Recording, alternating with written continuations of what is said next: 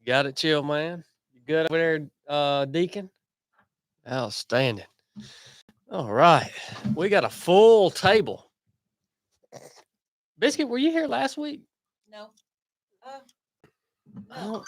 I don't remember if you. Whoa, boo boo. Oh, you know better than that. Silent. Now listen, if you're gonna keep farting like that, we're gonna have an empty table because I ain't gonna put up with that. I'm not putting up with it either. So, yeah, they're bad, man. They're real bad. You're gonna have to hold that in. Yeah, when you get out. I was pooting last night, and I swear it. You were doing what? It smelled exactly like hard-boiled eggs. And Brooke was being offended by it, and I was like, "Why are you offended by this? You eat hard-boiled eggs like every day. It smelled exactly like the food that you eat, boo boo. So I don't know why you were offended by it. Today they smell like possum placenta. Did you get placenta? Did you get us a whiff of it? Yeah. Did you get us a whiff of it? I like know what's hard-boiled gotten into eggs me. as long as they're not coming out of your boo-boo. Thank you. Well, that was cute.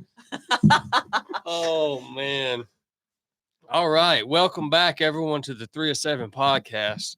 We got a full house today. Deacon Hunter sitting back here, making it all happen. Hunter, thank you, my friend. Thank you for being here, buddy. I actually learned today that Hunter is 18 years 18, old. Yeah. 18 years old. I was worried for a while that we were actually going to get like charges brought against us for child labor or something. But he did inform me today that he is indeed a mature adult. He's looking for a woman too. You looking for a woman? He don't want to touch that. The audience hasn't seen Hunter yet. They've never seen him. He's a cute one. He's a handsome young man. He really is. Cute. I'm trying to get him to grow his whiskers out. Yeah. You know, he had him a halfway decent mustache going. So creepy. Well, that was Tuesday. No, that was Monday, I guess. He had him a halfway That's an decent early mustache contender for going. worst He comment of the shaved that off after you commented on it. I know, and now he shaved it off for some reason. I mean, I told him, you can shave your whiskers if you want, Hunter, but you're never gonna find a good woman unless you got a little hair on your face, man. All right, That's not true. it's what. That's not true. Like 90% of our marriage, you had no hair on your face. No. Yeah. You know, one thing I was thinking, we had a good run this morning. I do have an announcement to make. Chili and I are racing once again. No. So I don't. It is very No. interesting. No. I'm not agreeing to that. You know, we've been sitting at a stalemate for years. Chili wore me out at the Georgia Jewel in 2019. I wore him out at the Mid-State Mile. Well, no, you already called the treadmill race the tiebreaker. Well, it wasn't sanctioned though. Well, that was according to you. So it looks like we're just gonna have to live with that. So I'm retired. We've been 1 for 1 on sanctioned races for years now, since 2020. So we are both entered into a last man standing race, a very prestigious last man standing race. And look, I don't care about anything except for beating him. So once y'all figure out what race I'm signed up for, and there's going to be a lot of y'all that are probably maybe thinking, oh, well, I bet Chad's going to win or this or that. No. As soon as he quits and I know I beat him, I'm going to run one more lap and then I'm done. All right? So it's going down, son. It's going down. I guess you're gonna run 2 hours. No, you'll go. You'll go, Bubba. No, you'll go. Yeah. As I was running this, I may not morning- even run. I may not even do it. Well, you can fast walk 4 miles per hour. Yeah, I may just walk a few laps. Yeah, that's all that's required is 4 miles per hour. I'm retired. You know who's excited about him? racing again? Coco. Courtney.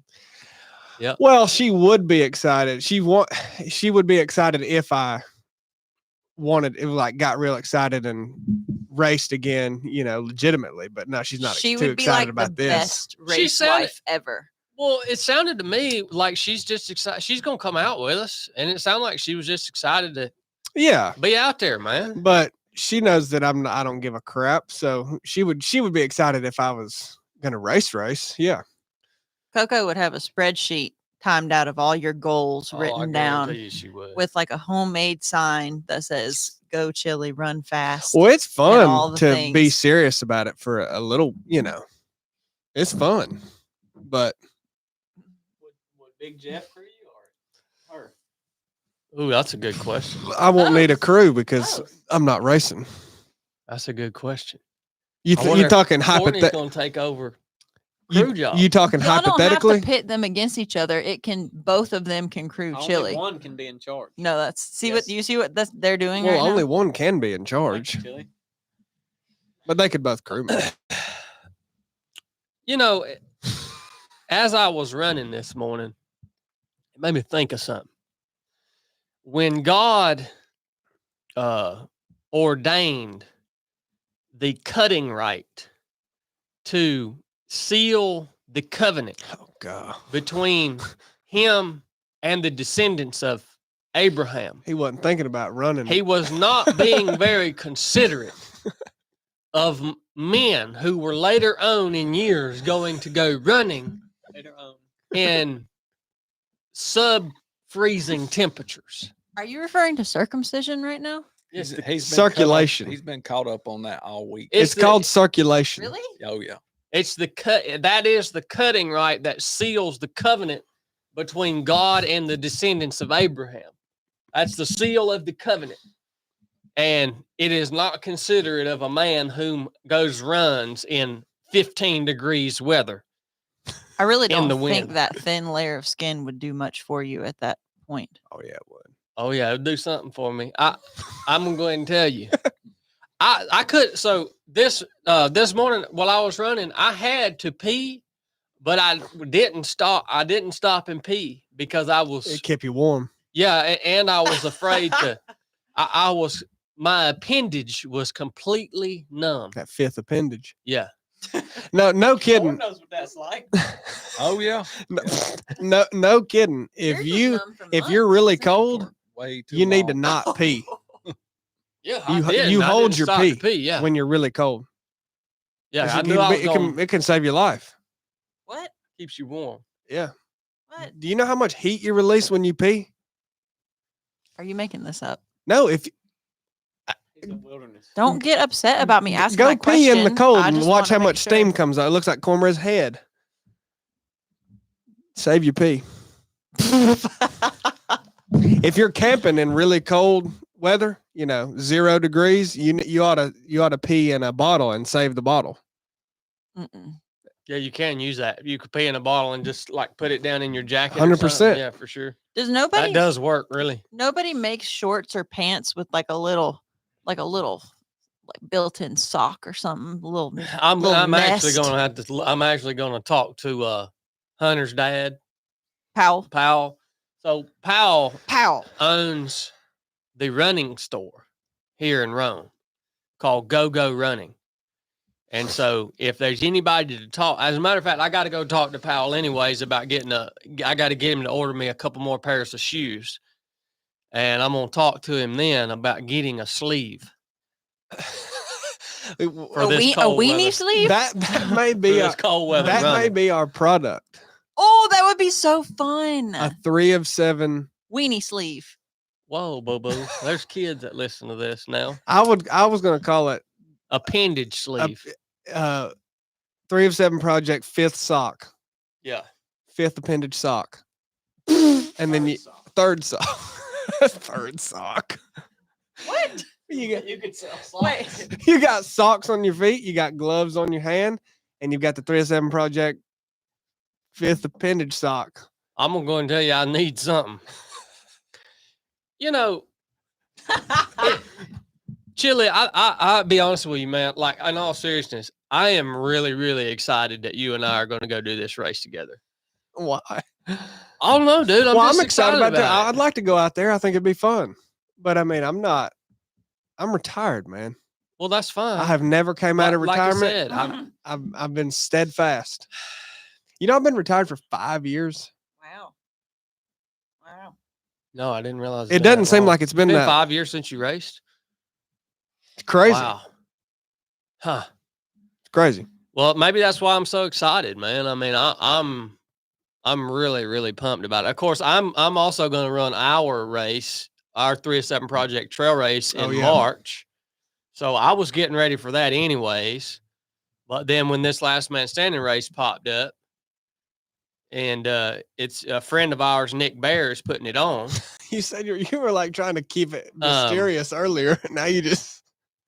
I thought, man, this would be cool because it's a multi-purpose, right? We like Nick. Yeah.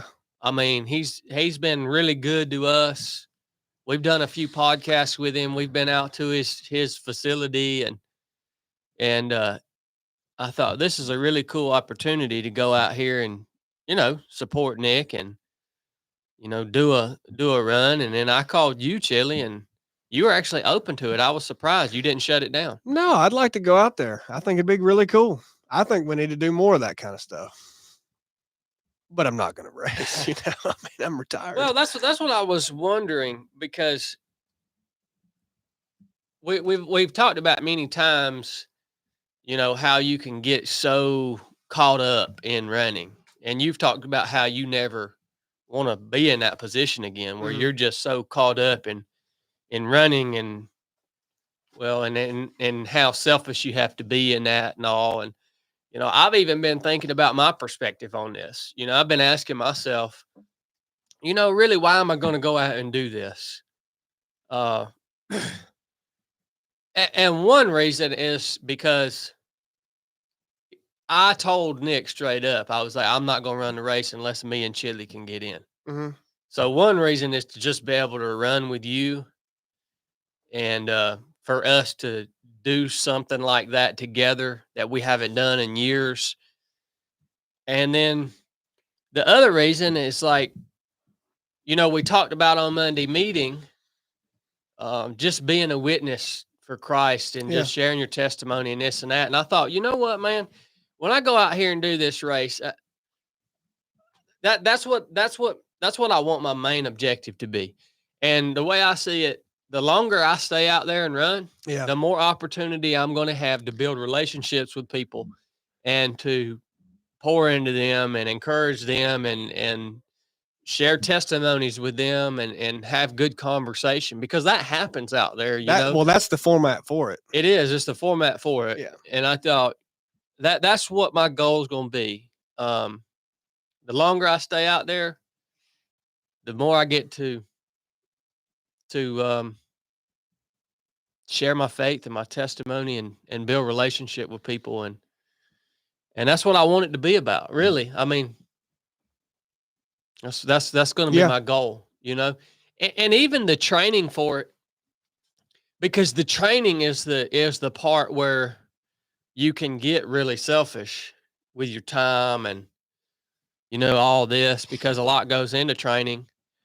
And that's a big reason why I started doing my daily training updates on Patreon, is to give that another purpose, right? It's because I thought, you know what?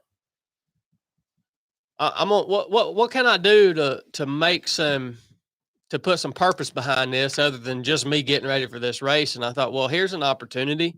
We have such an amazing group of people on Patreon. That's where our people are, is on Patreon, man. Really. I mean, those are our biggest supporters. And I thought this now gives me an opportunity to touch base with them on multiple times a week, to share what I'm doing with them, to inspire a few of them to get out, maybe when they don't feel like getting out and exercising their body, and just to tell them I love them, man. And that's really rewarding, And so I've thought through all of this, man, because I'm like you, Chili. In the beginning, I was just running just purely just for the sake of competition and to win. Yeah. And I'm just not there in my life anymore. You know, I not either. genuinely don't. This race is about me doing something with my brother Chili that we originally. That's how we met. You know, it's like Yeah. going back to, man, this is how we met. You know, and getting to be out there on the course with you, and you know, of course, I'm going to talk crap to you when I beat you and all that stuff, right? But that's what it's all about. And then just being out there and building relationships with people and representing Christ well, being an ambassador for Christ. And it's a great opportunity to do it. So that's my primary goal for doing what I'm doing, both in March at the 3 of 7 Project Trail Race and in May when we go out and do the last man standing race. So I've considered that, man, because yeah, I am going to put time into it. I'm going to get ready for it, but Well, yeah, you you consider the bigger. I mean, you purpose of it. definitely shouldn't, you know, go and. Yeah, you definitely should put time into it if you're going to go. I mean, that's how you should do everything. But I mean, I think that's cool. I'm glad you can orient that in your mind for this year to kind of make that the purpose. But like you said, I don't anticipate it would ever change that I'm going to compete for the sake of competing ever again. It might, but I just sure don't see it.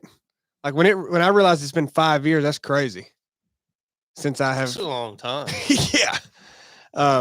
But no, I mean that's really the only reason to do anything. What you just said. So, yeah. Hopefully this year's we can do a lot of that type of thing. You know, but you got to get out there and travel and go to places that gets tiring for you. Well, yeah. I mean, everybody knows I don't like to travel. I mean, Cornbread asked me the other day, he said, you just don't like to go anywhere, do you? That deal he's got. You know, Yeah, that deal. but I mean, be honest with you, man, I haven't been, it's, Did you you smell that fart I just let? Is that why you coughing over there? All right.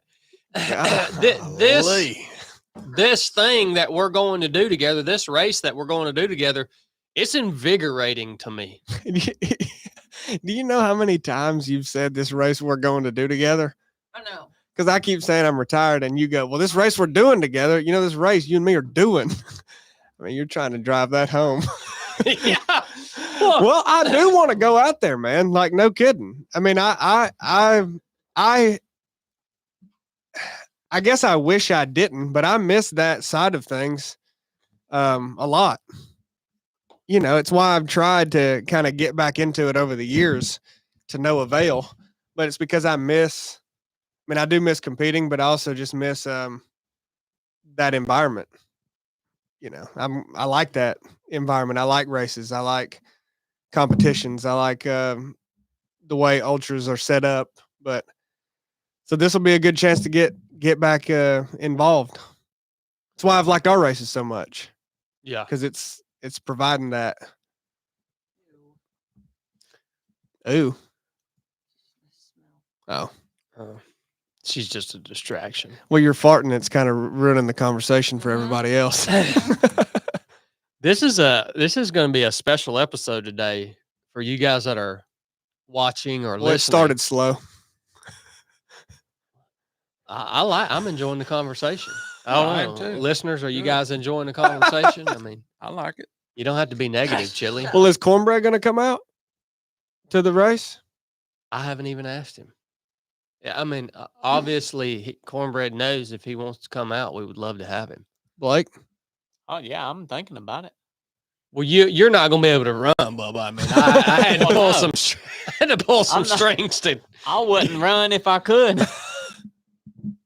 Oh, what is I wrong will with dump you? water on your head. Did you Sorry, just guys, fart I- again? That one slipped. I'm about to go get the fan. No, that one really. I'll try not. I'll try not to let any of those. I just slip want out to know, again. how does it slip when you put your hands on the table and lean forward to make space? Yeah, you did try to do that. And like, how does that slip? That's so nasty. What did I don't know if we're going to be able to get through this podcast or not. What did you eat? I ate a banana and peanut butter this morning before the run, and then we went and ate a salad and a sandwich. Bean salad. It might be that stew you cooked last night. Ooh, but- that's rough. that's probably what it is. Stew. All right, let's move This on. is actually going to be a special episode. I thought he was today. going to say this is going to be so special when me and Chili race together. I was going to be like, oh my God. This is a heck of a show. Well, we have the 307 Project Awards ceremony that's going to go down today. Now, this is the awards are going to be going out to the team here and also to you guys. So these are community 307 Project community awards and team awards here at the table. So a lot of you guys that are listening, you might receive an award today, which is a big deal. Oh, that's real big deal. Yeah. Yeah, don't take this lightly. No, it's not a joke. We didn't have to give nobody no award. Yeah. So did they Jeez. get like a Big little deal. little trophy or Big. something? No, it's an award, not a reward.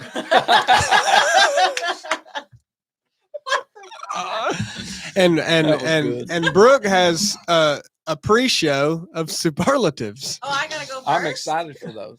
Yeah.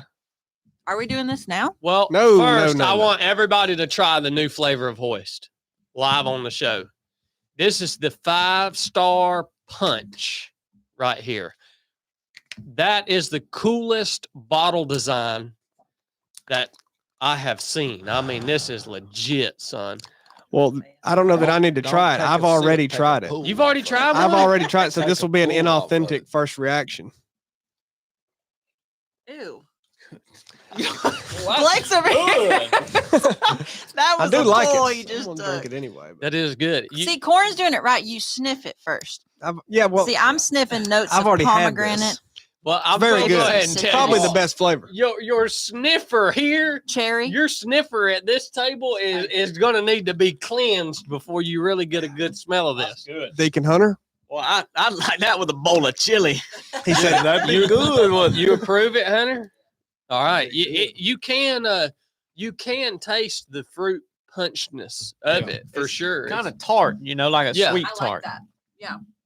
Exactly like a sweet. But hey, this is finally a fruit punch flavor that doesn't stain your mouth red. Hey, Corn, we didn't do a water review for this week, so let's just go ahead. Also, I was reading It's a while hundred. you.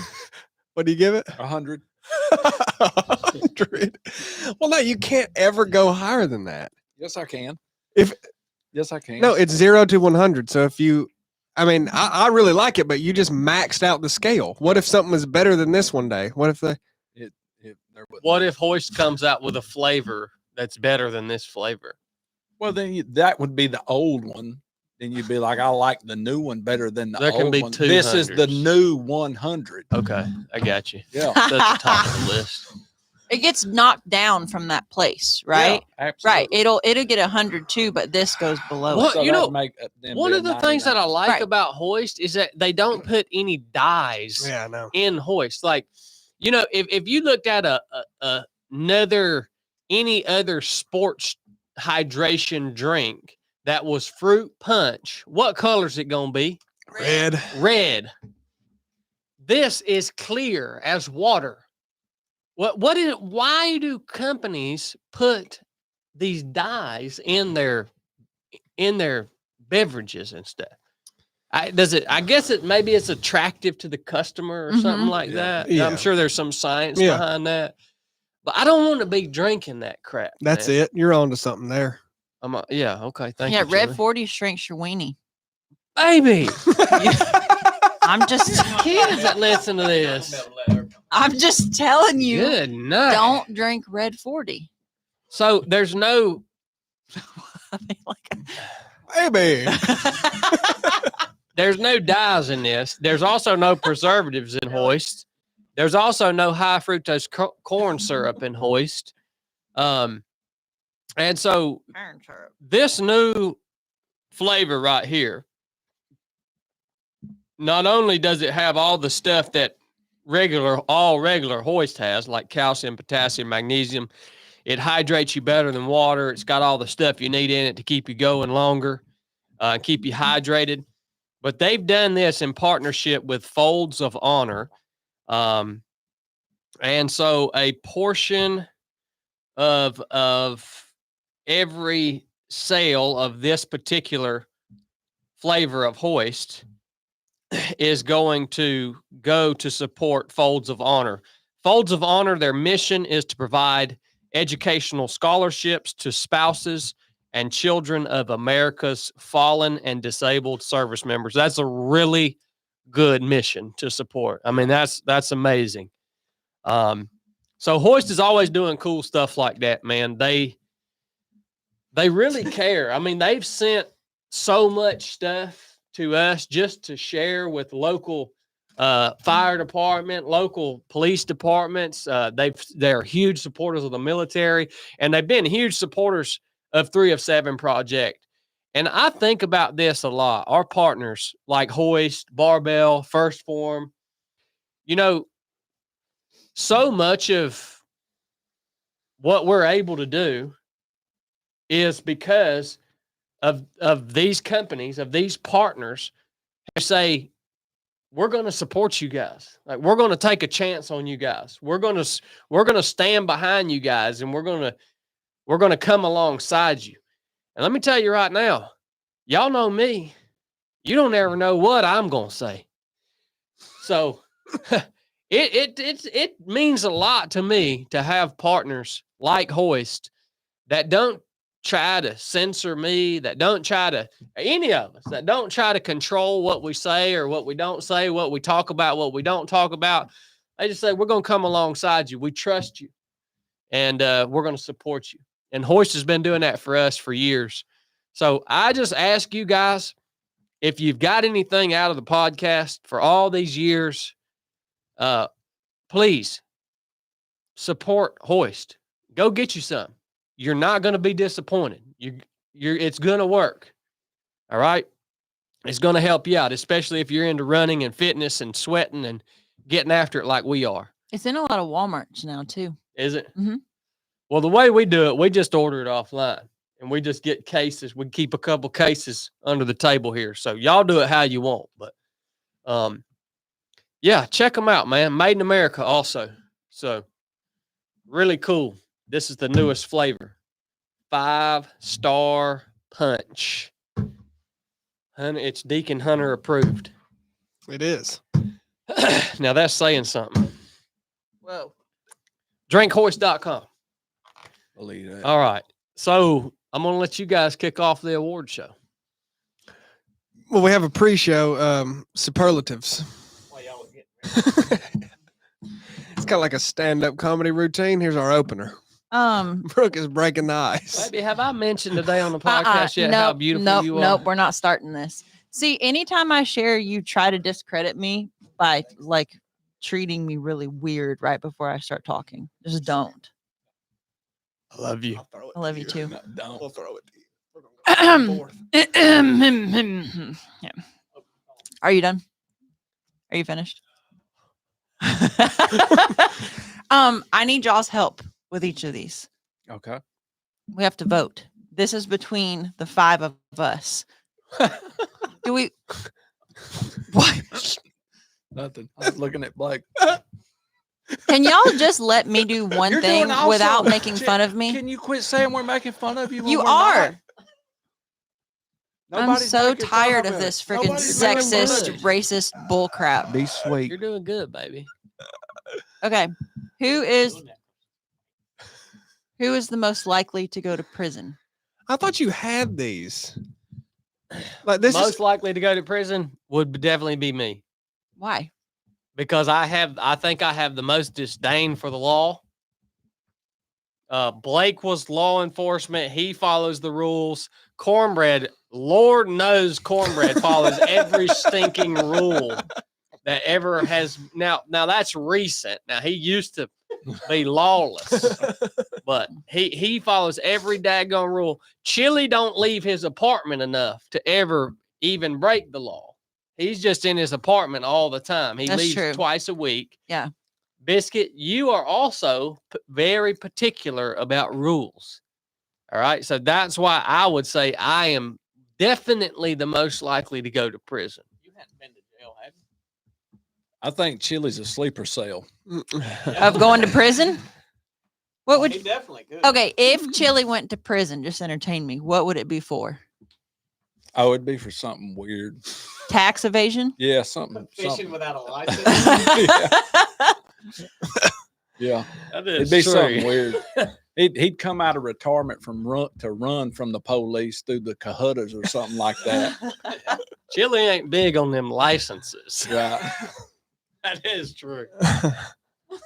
Thank you guys for. And his family. So who is it? It's you. It's me. I mean, I don't have the answer. This is a discussion. So I think Chad. Well, if you think Chad, then Chad got 2 votes. Okay. I Why got are 2 your votes. cheeks- Who do you say? Did Okay. you see his? All right. Chad, Then you I won. win. Yeah.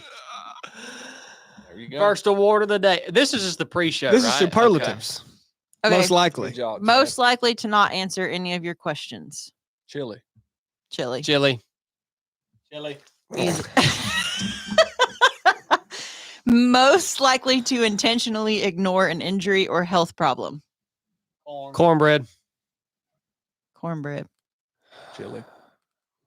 Most likely to intentionally ignore a health problem. Yeah. Or injury. Yeah, corn. Okay. Most likely to become morbidly obese. If you say corn, you're a terrible human being. I wish you would quit making fun of me. Yeah, I'm gonna have to say cornbread. 'cause Cornbread's been fat before. Cornbread's the only one of us who's been fat before. Well, I have 2 schools of thought here.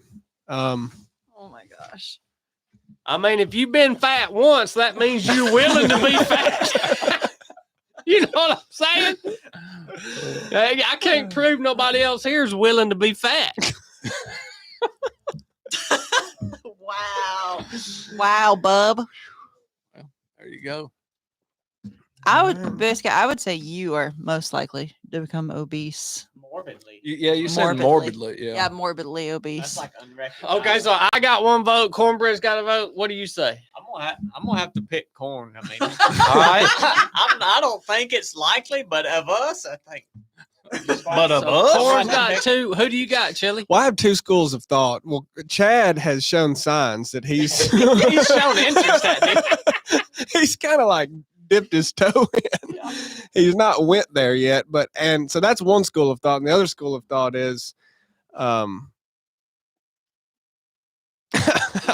better not. Yeah, I'll just vote Chad. Yeah. So All it's a tie. It is a tie. Hunter. Who's most likely to become morbidly obese? Hold on. Corn didn't vote. Chad. Oh. Corn might vote for himself. That's the You tiebreaker. didn't vote either. Oh, I didn't vote? I thought you said Chad. Oh, I got Yeah, confused. yeah. Wait, did I? I did say Chad. Yeah. Oh yeah. 1, 2. Hold on. You pick. Oh, yeah. 1, So 4. who do you vote for, Corn? You might vote for somebody even else. You was talking about that ice cream at Ben and Jerry's the other morning like you loved it. Like you loved it. I'm going to vote you. Yeah, when you start having What the a, crap, man? I got most likely to become morbidly obese. it's Yeah. not anytime soon, but it's It would be like a circumstance, Boo, where Down you the weren't road. able to exercise, like you injured your leg or your back, and oh he's 'cause your screwed then. your ability to control your eating lately has been really bad. Okay, I'll take it. He Okay. steps back on that bike. Fat in prison so far. Yeah, for real. it ain't looking Most too good for likely me. to become a millionaire. Chad. Oh, I'm Well, already a yeah, millionaire. How do you even Chad? You are not a millionaire.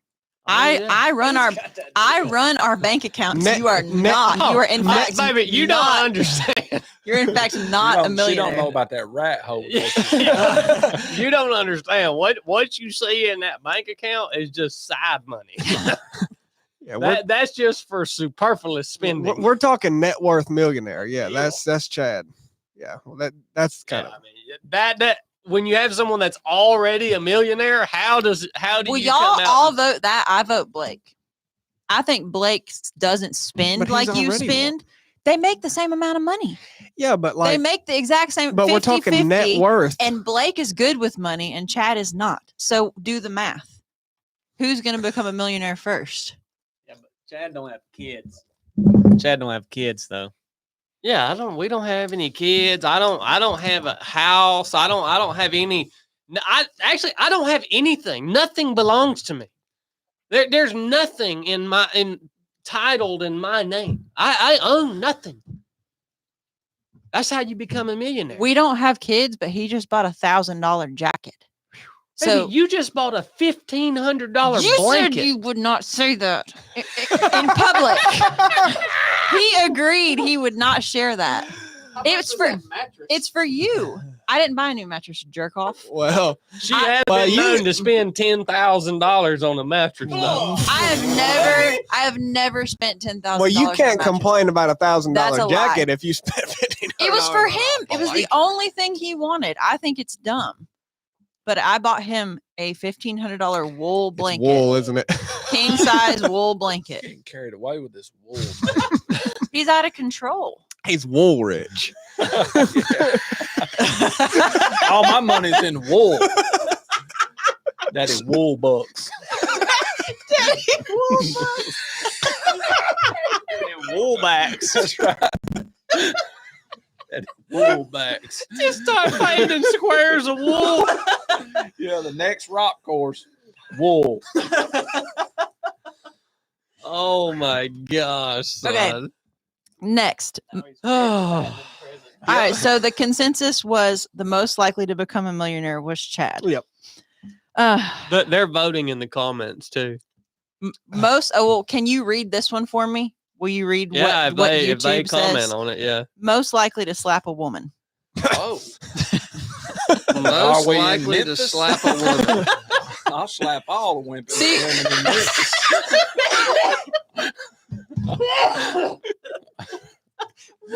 Oh. Why are you saying that? You ain't never allowed that. So song. we've got in the comments, we've got Chad, one vote for Chad, one vote for CV, Brooke or CB. We got one vote for Brooke. Oh, there's another vote for Cornred. Yeah, I'd probably vote for Brooke on that. She's a woman. Another vote for me. Another vote for Brooke. Yeah. Y'all give us the consensus here. Yes, There's got to be an overwhelming consensus. Well, Most likely to slap a woman. probably Brooke. Great. I mean, Another vote for That's me. a Brooke. safe answer. Well, no, you're more liable to do Brooke. it. Chili, you just got to vote. Hunter just got to vote. Brooke. All right. All right, so it's Brooke, me. Overwhelmingly. I am most likely to slap a woman, Yeah. says all the 45-something Yeah. white men on YouTube. Well, no, Jill Crumpton just said Brooke. And she Well, I voted. will say, if a woman is aggressive towards me, I wouldn't even hesitate.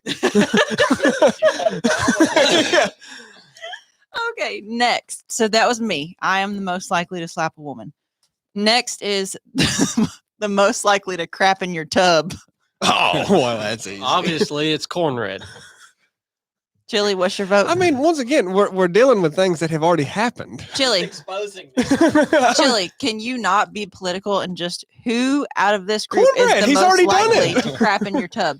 Cornbread, who's the most likely? Yeah, probably me. Blake, Most likely to Has get crapped the- on have by we told a dog. that story on the podcast? Oh, we yeah. told that. We did when you was gone somewhere. You talk about mashing it down the drain.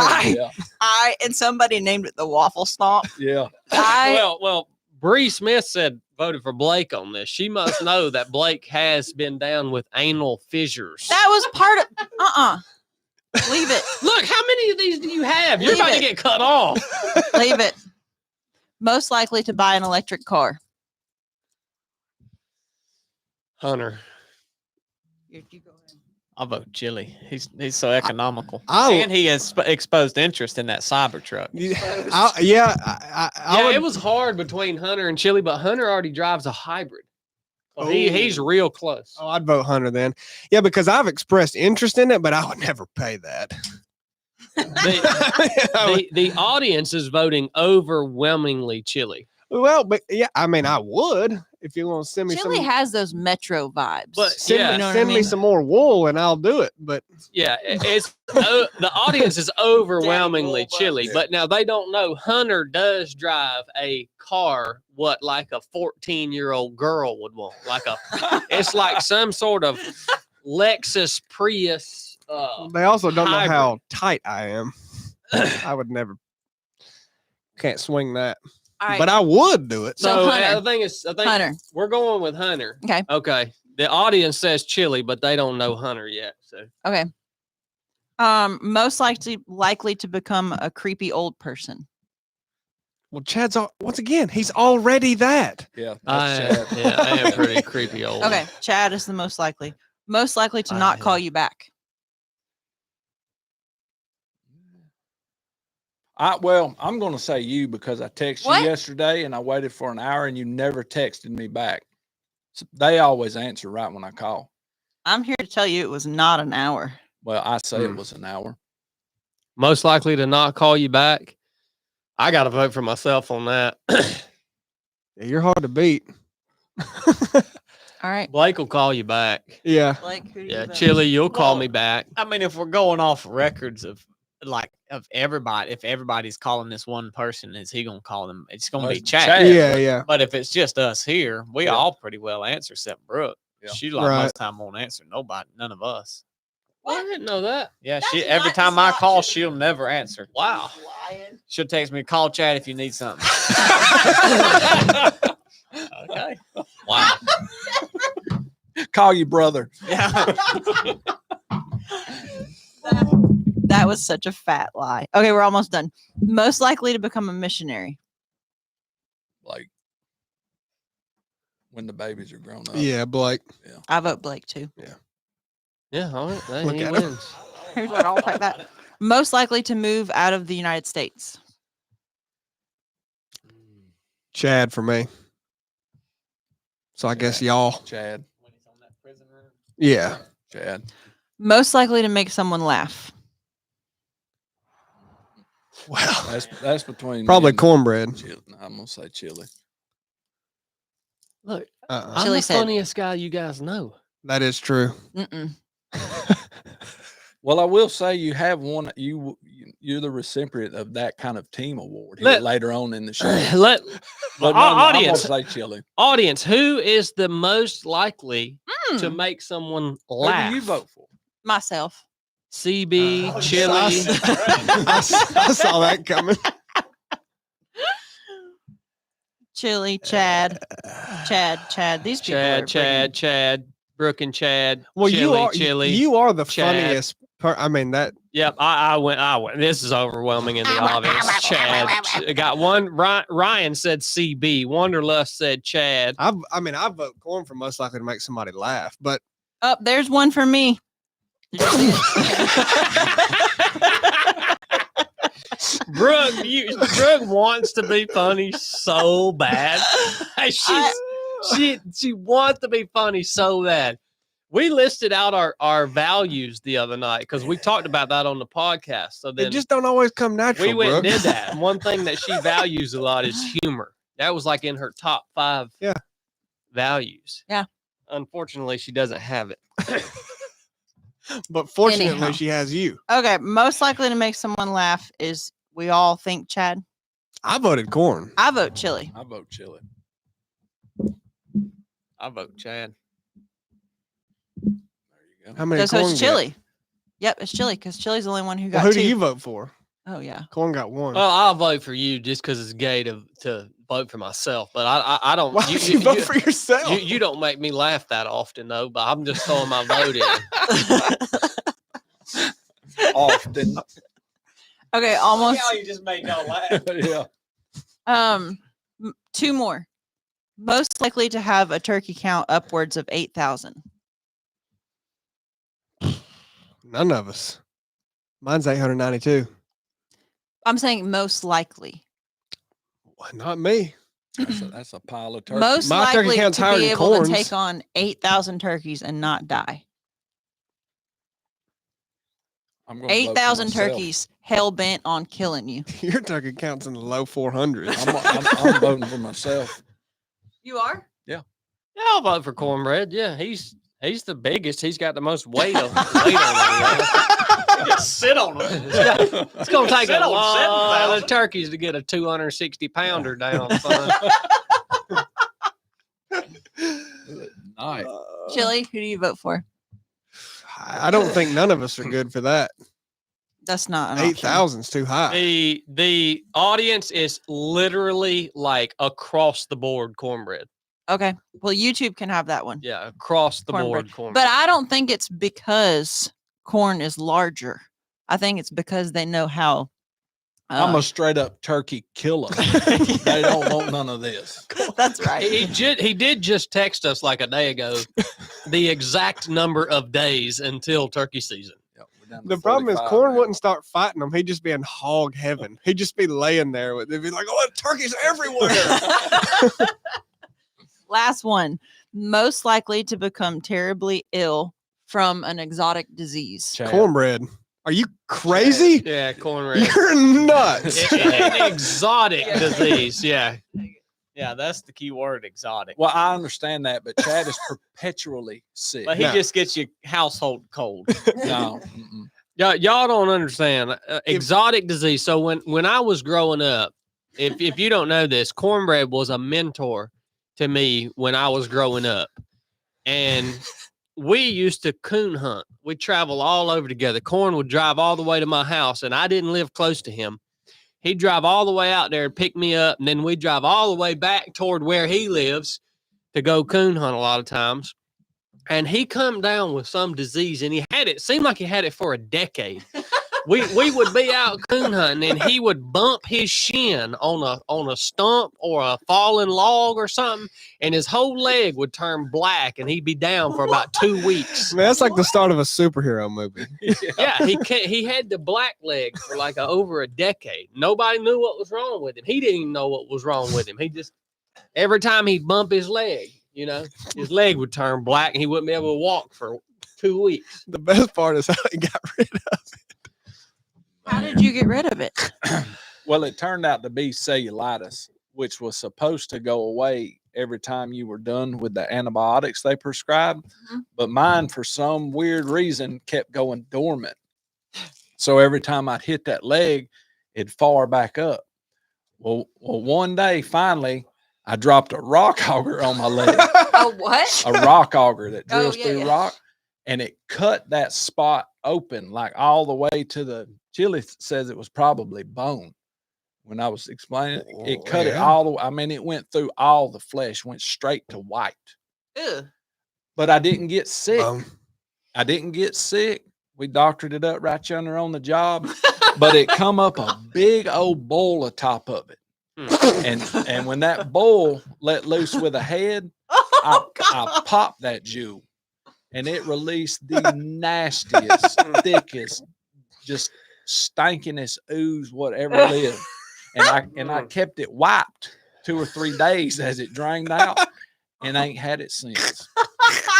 I thought you said you had to get a stronger antibiotic. No, not for that. No, they kept That was for that other exotic disease he had. They prescribed me K-Flex for that every single time. Is that the For that strongest? leg. No, K-Flex ain't the strongest antibiotic. Weak. So is the theory that ooze was the bad stuff coming out of your leg, and it? My theory is that cut went deep enough that it took away where it was going dormant at. Scraped it out. That's my theory. Yeah. Oh my But I ain't gosh. got it since. Well, you definitely should win. Most likely to catch an exotic disease. That's not exotic. He won. He wins that one. For sure. Yeah. Eyes freeze up. Holy Ghost knocks him out of the tractor. Wait, We've can heard you all tell? these. Y'all, I mean, these are true stories, Wait. by the way. The craziest crap happens to cornbread. Can we hear He that, ain't going to tell you that something happened. He ain't lying. baby? These are true stories. Can we please hear that story about how the Holy Spirit knocked you out of that tractor, Corn? Oh man. It did. Listen, it's plain and simple. That's when I got saved. there was a ticking on my heart. I was praying. Next thing I know, I was on the ground out of the tractor. I don't think it's crazy. The wildest stuff happens to him, man. And Has that's his the whole problem. life. He sees orbs. Blake seen that orb with me. You seen that orb that morning we heard that quail. By golly, you did. I seen it. See? I didn't see no man holding So- the moon. So, No. He's seen them Civil War ghosts. so Yeah, man, he's seen a Yeah. lot of stuff. I mean, strange stuff does happen to cornbread for Broke real. a rib, throwing himself on the ground violently. All right, what's next? Welcome to the first annual 3 of 7 Project Awards. Now we're gonna get into some community awards, right? Woo! Community award. I'm here with my co-host, Cornbread. Thank you for being here, Corn. Thank you, Chili. You excited about this? Very excited. We've got Chad right here with us. He's fat and slow. Ha ha. We've got Blake right here with us. Well, he's always sick. Ha! We've got Brooke here with us. Hey, you want to go pet a dog? Woo! Very funny.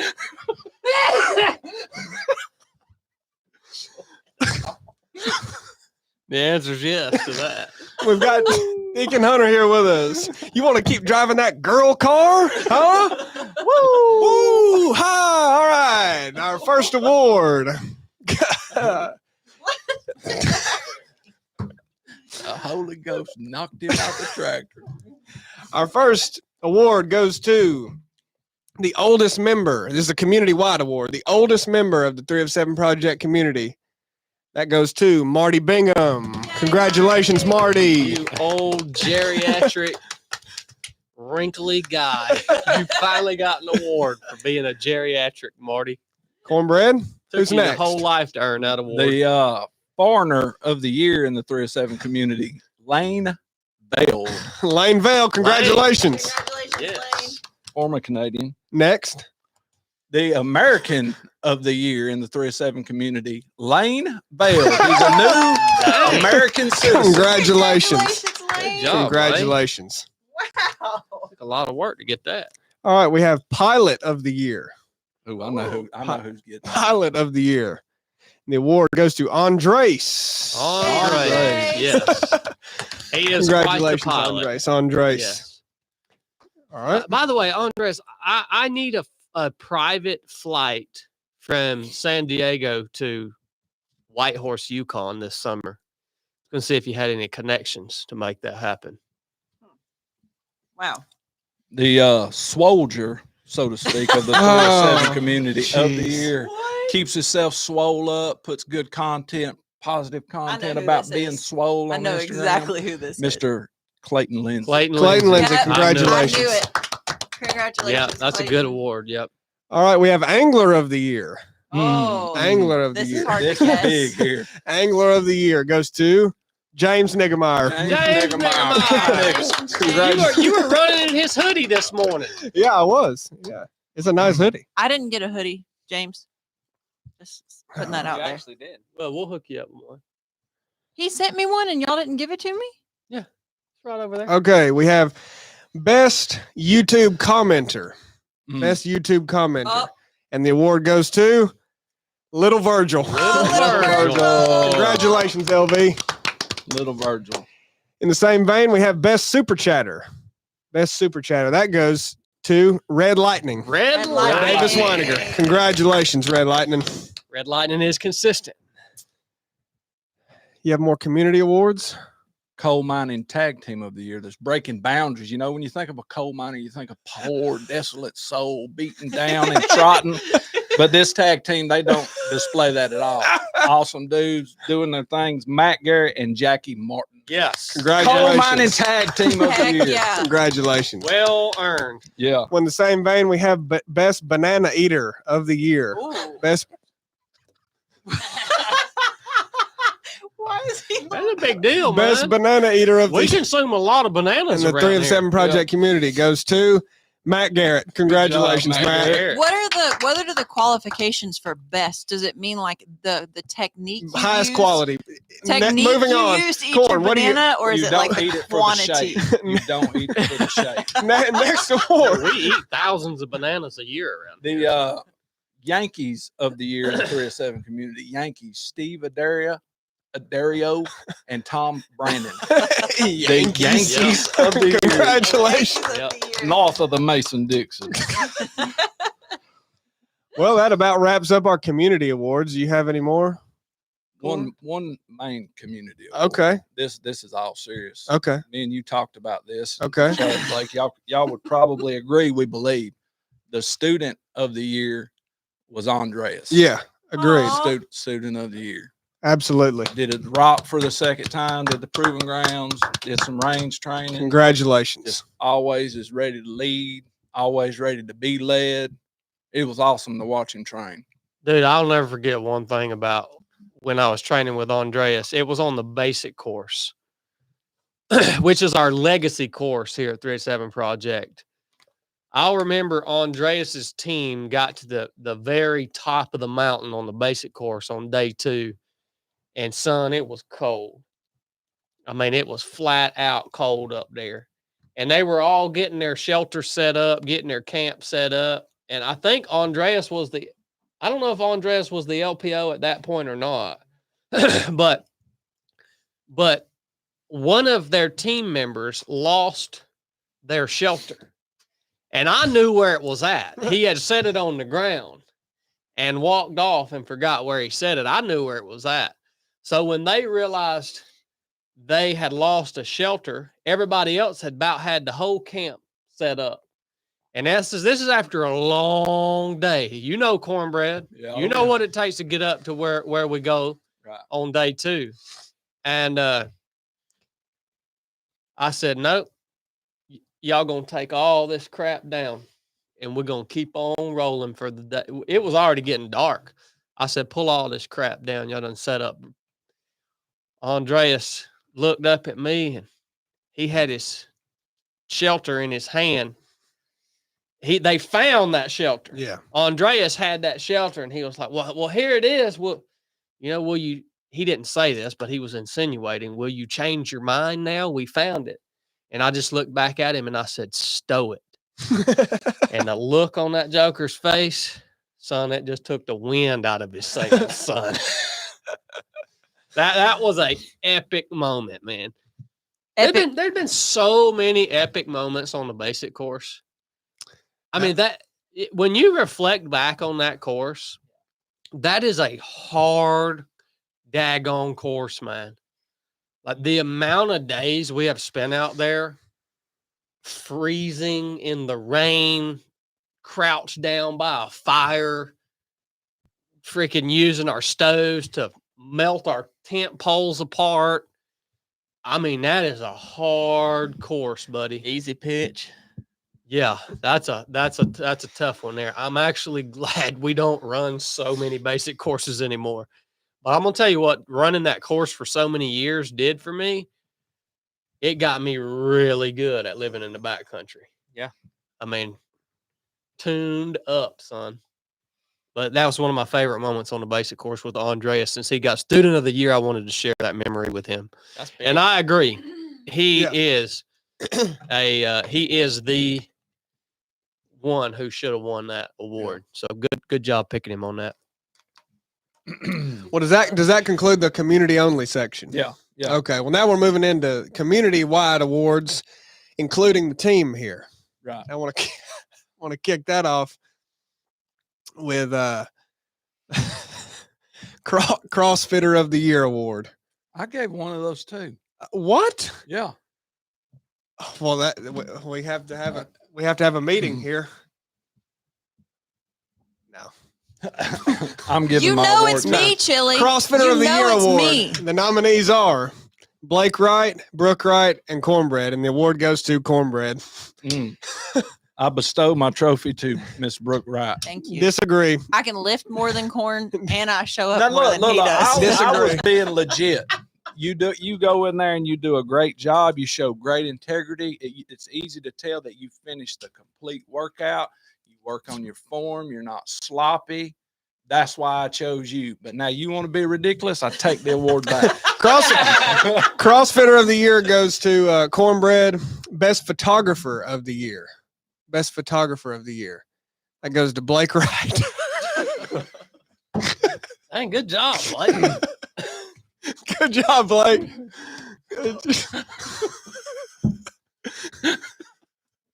Well earned. Thanks, Chili. It's an honor to have that. Yeah. You did very Appreciate good. Yeah. We have best tech guy of the year. And that goes to Deacon Hunter. Good job. Hunter. Deacon Hunter with his first 3 of 7 award. Big word. Wait, Job, Is Hunter. this of year 2024? Yes. Yeah. Okay. All right. We Plus have the 2025's not over yet. sickest of the year. Sickest of the year. That's got to be Chad. Nominees are Cornbread, Brooke Wright, Blake Wright, and Chad Wright. And the award for sickest of the year goes to Chad Wright. Congratulations, Chad. Nice, babe. It's been a rough year. 2024 was definitely a rough year. Let's see. Most protein consumed. This is a special award. This is a special award designated to the individual who consumed the most protein on the year. And we will say this was a record. Did you total the grams? The split between first and second has never been wider. And this individual consumed 1,746,513 grams of protein on the year, and it was cornbread. Congratulations. Took a lot of mighty food to consume that. Wow, corn. Oh, man. Best speaker of the year. Oh. Best speaker of the year. That goes to Chad Wright. Congratulations. Thank you. Congratulations, Chad. Great speaker, babe. I would have voted for Hunter. Best Personally. best driver of the year. Best driver. Definitely not corn. Best driver. Definitely me. No. Best driver. Cornbread was nominated. Chad was nominated, and Deacon Hunter was nominated, and the award goes to Deacon Hunter. Congratulations. Best driver of the year. Congratulations. Wow. Showed up on day one and runs into Chili's car. Let's see. Best Shooter of the Year award. Shooter of the Year. We have nominated Chad Wright, Blake Wright, Kurt Fennell, and Brooke Wright. And the award goes to Blake Wright. Hey! Congratulations, Congratulations. Blake! Should be taking pictures and shoot, boy. Oh, we have least sick of the year. Oh. Least sick of the year. And that award goes to, if I'm reading this correctly, that is me, Chili. Least sick of the year. You just don't tell nobody when Yeah, you're I was sick. going to say, that should be best at hiding the fact No, well, you're I'm, sick. Yes, I'm sorry. I It's agree. an official award, and best cheater at 75 hard. Best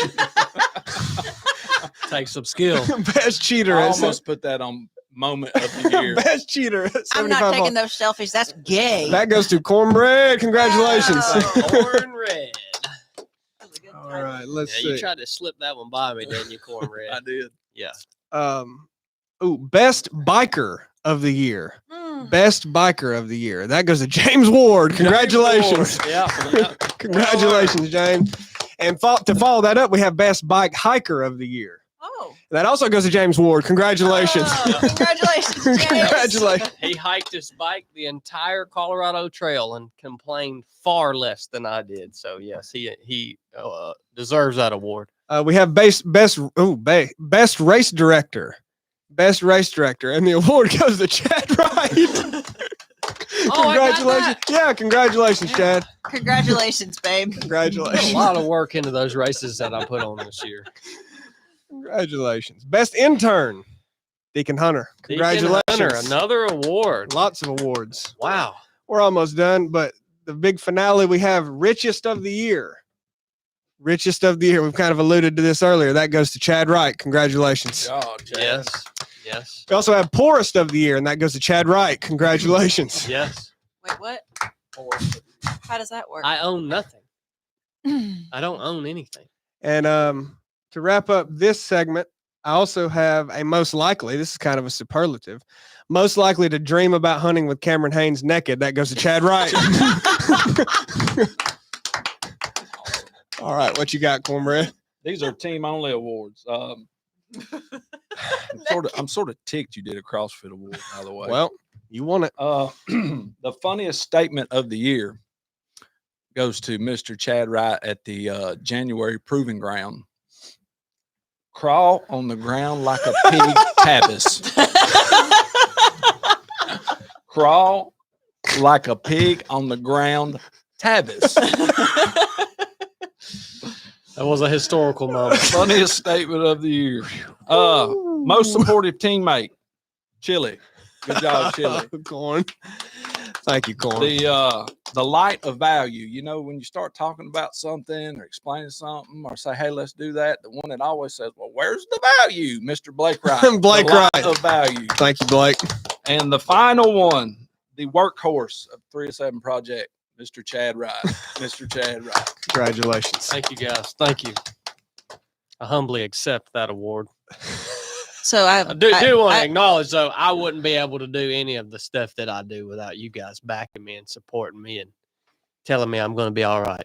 You're gonna be all right, bub. So the guy who just started a month ago got multiple awards, and I got 0 awards. You got the CrossFitter award. Well, no, you did. Brooke, you ended were up nominated for 4. This is You the got most 4 sexist nominations. company I've ever worked for. You got 4 nominations. It's all right. I expected. Not quite there yet. I expected this. You wait till the 20th. It's fine. It's fine. Be nominated. All right. Wow. Well, that concludes our award show. that was really cool, man. What a great way to wrap up a year. Yeah. I think we should do more next year of like what you did of the like best phrase of the year, like specific and like Boo, you talking about like specific moments from training. That would be cool if y'all have moments throughout this year with people to just like write them down. Like holy crap, that was funny. Yeah, I mean, there are so many moments from training. Like when I rarely reflect on those, you know what I mean? But there's just so many. I mean, if you go back on just the misery of the basic course moments or the funny stuff at the proving grounds, or, people rolling around in their puke and just I mean, and ROP course, it's just like there's just thousands of people wouldn't even believe them. Like the stuff we get to experience in training, people wouldn't even freaking believe it. It's so awesome that we get to do that. It's a lot of work, but I love it. I love that we do that. It's so unique, I mean, who else gets to the memories that we've accumulated with people, and most of them people who are listening to this podcast right now. That's super valuable, man. All those memories. That's super valuable for sure. It makes life very rich when you actually reflect upon those. So, well, dang. Where do we go from here? Patreon, I guess. Yeah. So we're not going to do a Patreon question of the week this week. We love all of our Patreon members. We appreciate their support. Love their support. But, when we opened up these group chats, right? And for the most part, everyone that's talking about the goals, the fitness they're trying to do, they're putting spiritual content, scripture, talking about on there. If there was somebody to win the Patreon award, it'd be Paul Porter. He's got something to add to everybody who comments. He's trying to help people on there. So, Paul, you get the Patreon award. Yeah, we can do that. Yeah, We can do Paul that. Porter Patreon award. Wow, Paul. We're not done. I just thought of Paul. I agree with you, man. Paul he's on every Resurrected. He's always joining in on the conversation and adding value and in the chat and all that. Yeah, he's I agree with that. So why do we as humans always take something that we can add something valuable to, and one of us and we all slip. So it's not to single any one person out. Got to start cussing or acting a fool when we do something. So when we see that on Patreon, of course, we talk about it and we delete it because we're not going to allow it. But that happened on Patreon. I was like, holy smokes, man. Are you serious? I'd expect to see it on Instagram. Yeah. Or Facebook or something like Several that. times. Yeah. Yeah, it's happened more than once. Yeah, for sure. So I wanted to have a conversation wrapped around that as why is, just society in general, we think we can do that on social media and it add value to anything because it doesn't at all. Well, I think a lot of people don't really understand what social media is for, or how to wield it. Because I mean, to be honest with you, it's not a huge part of a bunch of people's lives like it is to mine. I mean, social media is a big part of, well, our business, so all of our lives. But I have amassed this following on social media, and I've leveraged it to, you know, for different reasons throughout the years, and I've kind of figured out, what it's all about and the best ways you're supposed to use it. But I think a lot of people are confused about, what it is or what you're supposed to use it for. I think a good format when you look at social media is to think, is what I'm about to say going to inspire someone? Is it going to entertain someone? Or is it going to educate? So inspiration, entertainment, or education, right? And within the realm of education, that would mean, like, maybe not necessarily teaching someone something, but maybe just mentioning something or posting something that's going to make somebody think. A lot of what we talk about here on the podcast, we don't necessarily have the right answer, especially when we talk about the Bible and stuff like that. But we have the conversations because hopefully it's going to provoke someone to think about the subject that we're talking about, and then they go and hopefully search out the answer to it, or try to find it. So if you guys are on even like here on the chat on YouTube, there's a lot of really heinous stuff on the chat a lot, and I don't watch that every episode, but the few times you do glance at it, there's usually someone in there just kind of trolling or whatever, you know what I mean? And it's like, man, it's crazy. And the beautiful thing about Patreon as a social media space is that it is something that we have control over, and most everybody who shows up there is there for inspiration, education, or entertainment. Yeah. Right. And so they come there, they join this group, and so it provides a filter. And so that's why the people on Patreon are generally, really good people because they're invested. They're making an investment to be there, right? And so it creates this space that we can moderate, but that people have to pass through a filter to get into this space. Right. And so it creates a space where the content and the conversation is expected to be top notch. You know what I mean? Like I'm not going to tolerate stuff on coming through on Patreon that I would tolerate on my Instagram page. And it's not for my own sake. It's for the sake of the people who are on Patreon. Yeah. Like they are there. They've made an investment to be there because they expect to get something out of it, not just from us, but from the community that's there. Like that's the point of the community chat, right? Yeah. And so we are very protective of that space, man, for the people who are there because we're so thankful for everyone who is there.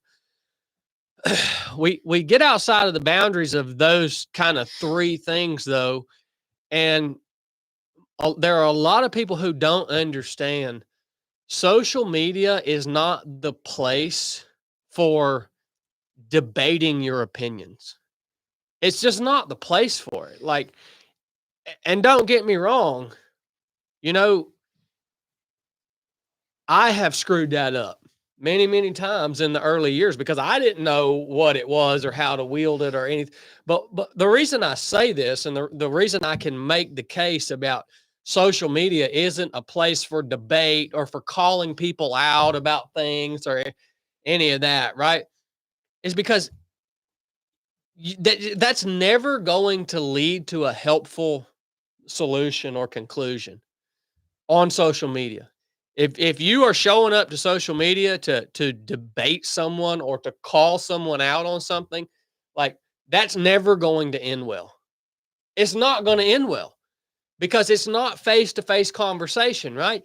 And we get to the point also that we feel like we know people on social media, you know?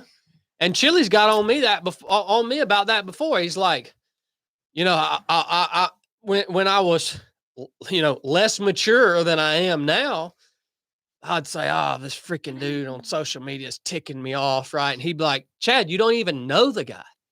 Like, all you're seeing of people on social media are these little snippets, but you take those snippets and in your head, you develop your own opinion about this person that is probably almost guaranteed wrong because you don't know them, right?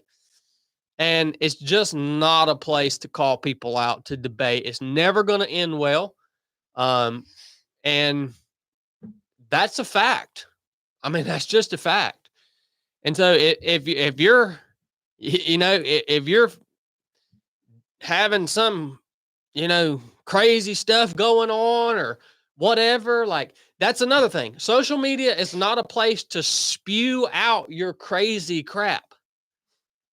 It's not, man.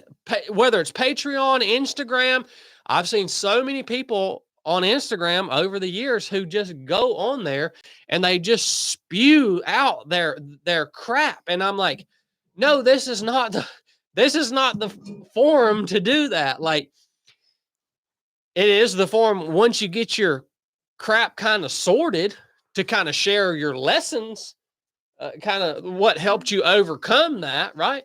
But if you got a bunch of crap going on, like it's only going to make your crap worse if you spew it out on social media. Like, you need to work through your crap with your people in person in your community. I don't agree with that. Well, you cannot agree with it if you want. That's fine. Can I say why I don't agree with you? Yeah. I don't think you should spew. Like, I don't think you should make a post that's 10 miles long saying all the reasons you're pretty sure your wife's cheating on you. And that's what I'm talking about. I'm not talking about sharing things that you struggle with, which I think is where you're going with that. Yeah. Like your crap, like the bad parts of your life and the things that you're ashamed of, or the things that you are, like, want to be better at that you're not. Why are you smiling at him like that? Because he's annoyed by me saying this. This is just hilarious. You don't even disagree with him. What? You're taking what he said too literally. You agree. Yeah, you just articulate, and I'm glad you articulated it. Yeah. Can you talk to people about, or can you make a post about something that you're struggling with currently that you haven't overcome yet? Yep. Yes, you should. That is fine. What's the purpose of doing that? Well, my purpose a lot of times is literally just to break the nasty, gross thing that happens on social media where everybody only talks about like the fake parts of their life. It's just real. It's just real. Yeah. Like, it just makes you a real person and lowers the expectations for all these kids that are idolizing these adults on Instagram that think they have zero problems. So that would kind of fit into the category of the inspiration portion of social media. So like it's inspiring people to be like, okay, yeah, I struggle with this same thing and I don't have to be ashamed of it. But you don't always have to have your lesson thought out. Like, you don't have to have figured it out before I think people think that, like, oh, I can't share this or share that I'm going through this until I have like some awesome, valuable quote to put with it or some lesson that I can share. Like, no, like it would be valuable to people to just know that you are going through that and you're not quitting. Yes.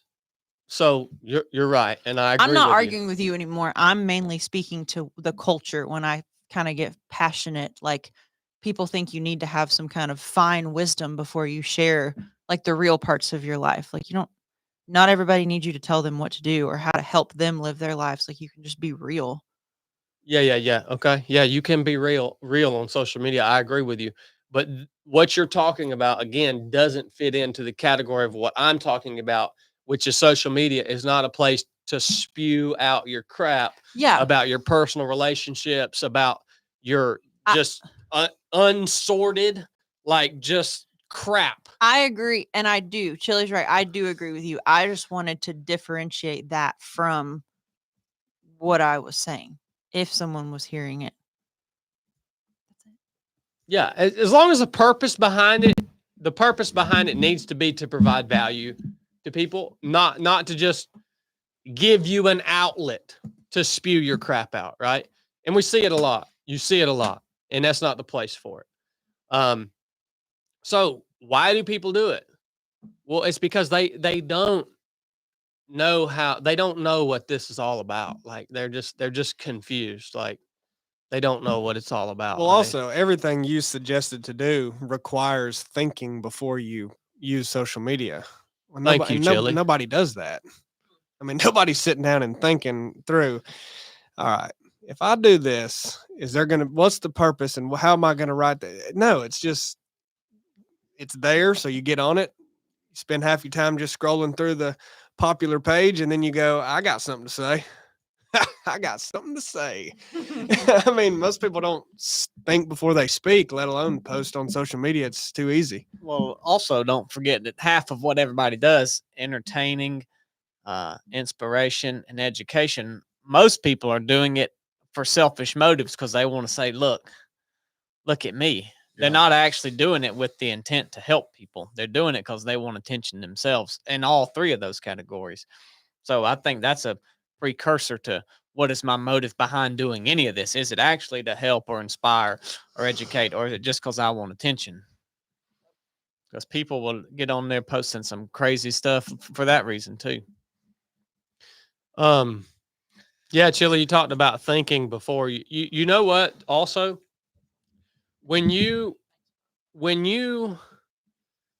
are face to face with someone, you're going to think a lot more about what you're about to say. Yeah. Oh, yeah. Because there are consequences to what you say.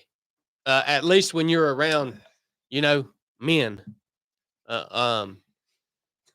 So like that's another thing. Like, if you come around me in real life and you're spewing out a bunch of craziness and vulgarity and cursing, like I'm going to shut that down, man. Like you more than likely ain't going to come around people and say that kind of stuff in real life because somebody's going to shut you down. You know what I mean? Right. So that's another thing that people get confused. That they're living in this fantasy land where they think, well, now here's a space where there's no accountability, so I can just say whatever I want, and then that becomes their reality. Is this space where they can just think they can just talk and say however they want, and like, man, that doesn't exist in real life, man. And so you should conduct yourself online in the same manner that you would conduct yourself around real people. I mean, that's the goal. That's the goal. Right. And so I'm glad you brought it up, Corn, because there's a lot of confusion around that, and ultimately, whatever, man. I've been in the game long enough.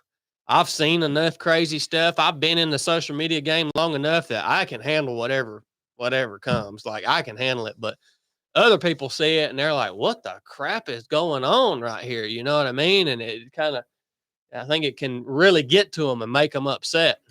That's another tip. Everything that you see on social media, and you better just take it with a grain of salt because, there's some people that are on the struggle bus with learning what that's even for. It is a weird time. There's, we're very close to where there's going to be a generation, I guess we're maybe already there, of adults that never knew anything different than social media. Yeah. What year were you born, Hunter?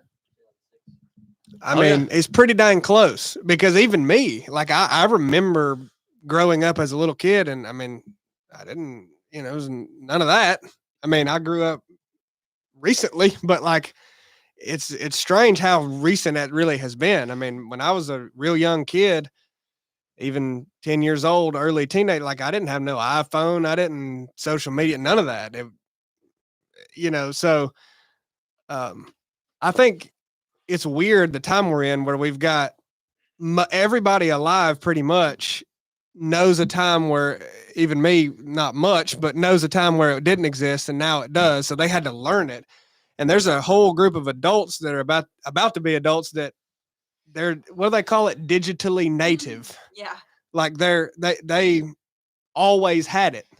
And the way like you kind of behave different on social media when that's the case. It's very interesting. And like those worlds are kind of clashing now with social media, and nobody, it's such a new thing, a new human phenomenon, even though like you said, you've been around it, you've been doing it for years, but it's very recent. It is, yeah. And I think it needs like a lot more time to play out to settle to like what it's going to be. And it may always change because of the daggum AI thing. But if you look at the history of social media, it's never been the same in longer than like a year span. The whole landscape changes constantly every year, every 2 years, with the addition of, like MySpace, then Facebook, then Instagram, then Twitter, then TikTok and YouTube. Like it all is constantly changing. And there's these newfangled ones that kids use, like Snapchat or whatever the crap, like, that's probably old now. It's just, I don't know. I think that's part of why people don't know there's a confusion on how to stay up with it and how to like, what are you supposed to do here? And what do you say here? And then it's just people, your quote, people being people, like, Yeah. People going people. that's what they're going to do on social media. It allows the worst of you to come out easily. And, the constantly changing aspect of it, I think, makes that worse. But it's fascinating. Social media is weird. Yeah, it was. I'll tell you what, too, man. It was a steep learning curve for me personally because I wasn't engaged on social media at any high level whatsoever until I was in my 30s. Yeah. And so it was a really steep learning curve for me in terms of like not necessarily like how to wield it, because I think I started off with the purpose of being inspirational on social media. But I guess the learning curve was you had to coach me through this for years, Chili, was learning how to react to all of the bull crap that came across through there. You know what I mean? When Like, comments and stuff. yeah, just comments and just craziness and like that's a steep learning curve because you're not used to people. Like nobody ever talks that way to your face your whole life. Right. And you're just used to the way people act face to face. And then you got a bunch of people acting like this on social media. You're like, what? It hits you funny, man. Like it was really hard for me. Yeah. I mean, and man, yeah, you coached me through that. You stayed with me through that for years, man. Because you know how upset I used to get about that stuff because I didn't know. Well, I man. mean, yeah, it really did bother you. Yeah, I didn't know. Yeah. And it's only gotten worse. Oh yeah, and it only will get worse. It's crazy. Like it's only gotten worse. I see the veteran community online now on social media, and it is horrific, dude.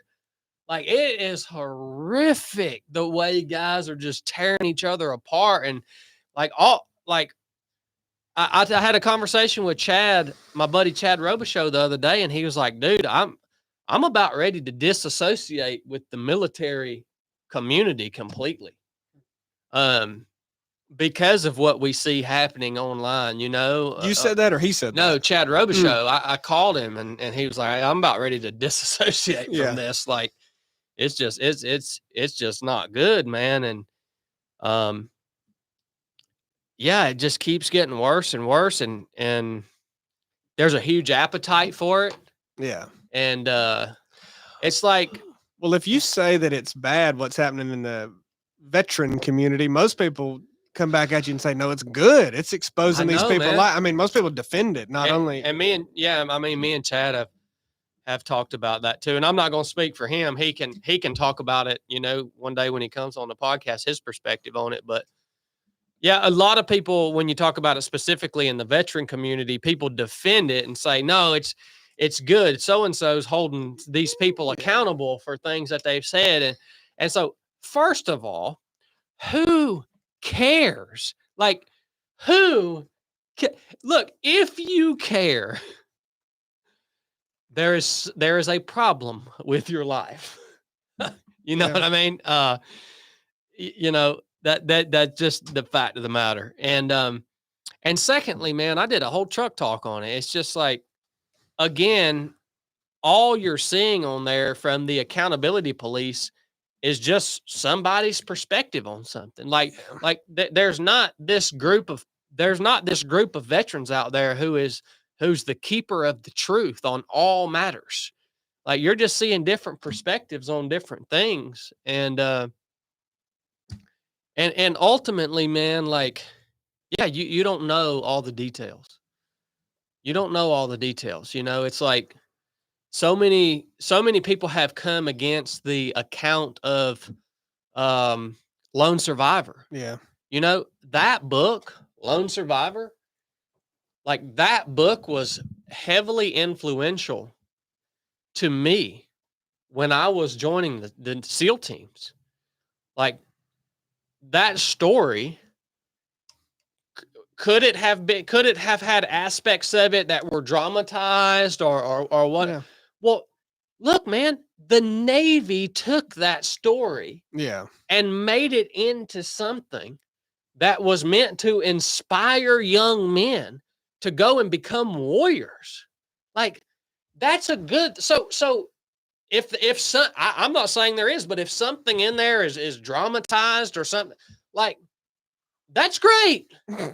Like, who cares, man? It's an inspiring story that has made young men want to go and become warriors. And our country needs warriors. Like, that's what I'm saying. I mean, who gives a crap, dude? That's my perspective on it. And I'm going to say that's the perspective of everyone that I know in the veteran community who's crushing it, who's busy, who's getting after it, who's being successful. They don't care either. Yeah. They don't care. How busy can you be if you care about it? Exactly.